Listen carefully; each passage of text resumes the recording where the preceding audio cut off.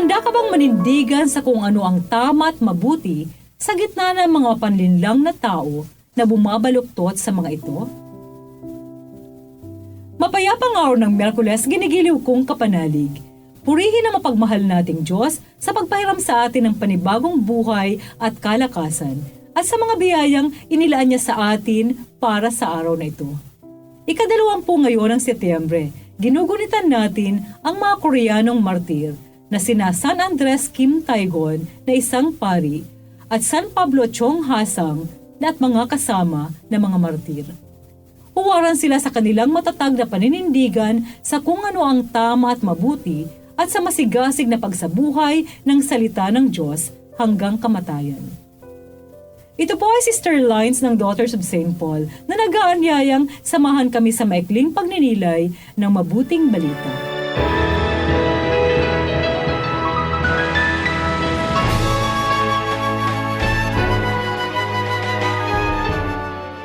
Sinabi ni Jesus, "Ngayon, kanino ko ikukumpara ang mga tao sa kasalukuyan at sa ano sila katulad?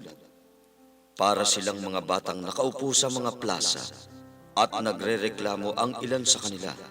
Tinugtog namin ng plauta para sa inyo at hindi kayo sumayaw.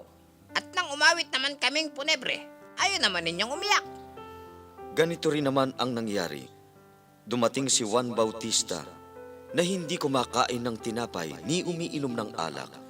At ang sabi ninyo'y, "Nasisiraan siya ng bait."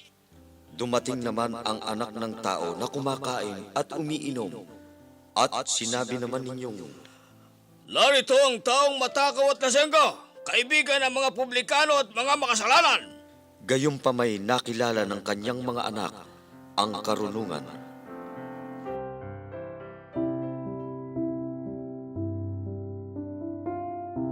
Ang mabuting balita ngayon, nagpapakita ng hindi mabuti o di magandang pag-uugali ng mga tao.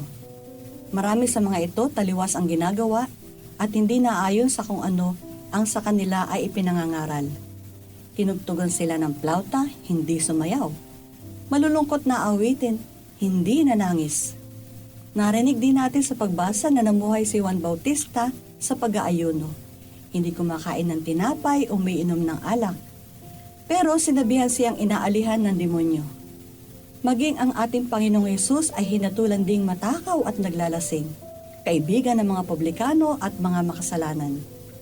Mga kapanalig, hindi ba tayo nalalayo sa mga taong tulad ni Juan Bautista o tulad ng ating Panginoong Hesus na hinusgahan at pinaratangan ng hindi totoo? Maaring sa paningin ng iba, ang ginagawa natin ay hindi mabuti. At sa paningin naman ng iba ay masama. Totoo na we cannot please everybody. Meron silang sasabihin tungkol sa atin. Kaya nga, marapat lamang na maging malinaw sa atin ang layunin at motibasyon ng ating gawain. Kung sa ating puso at isip ang ating pangaral ng salita ng Diyos ay para sa ikauunlad ng ating pagkakilala sa ating Panginoong Hesus, hari nawang malampasan natin ang anumang pagsubok o panlalait sa atin ng ating kapwa. Hindi natatago sa paningin ng Diyos ang ating mabuting gawain at sa tulong ng banal na Espiritu ay mabigyan nawa tayo ng karunungan upang mangaral at magpalaganap ng mabuting balita. Sikapin nating laging matatag sa ating pananampalataya sa ating Panginoong Hesus. Manalangin tayo. Panginoong Hesus, patuloy kang tumatawag ng mga maglilingkod sa simbahan at sambayanan. Maging bukas nawa ang mga bawat pamilya sa pagtugon sa banal na gawain ito. Bigyan mo po kami ng lakas ng loob sa lahat ng pagkakataon at oras upang maipagpatuloy ang banal na gawain ipinagkaloob sa amin. Amen. Mga kapanalig, support Pauline's online ministry. Subscribe, like, and follow us on Facebook, YouTube, Instagram, Twitter, TikTok, Spotify, Google, and Apple Podcast. Maraming salamat po. At sa lahat na nag-message sa amin na humihingi ng panalangin para sa iba't ibang intensyon. Asahan po ninyong ipinagdarasal namin sa Diyos ang inyong mga kahilingan. Ito po muli si Sister Lines ng Daughters of St. Paul na nagpapaalalang buhay na walang hanggan, kapiling ng Diyos, laging hangarin.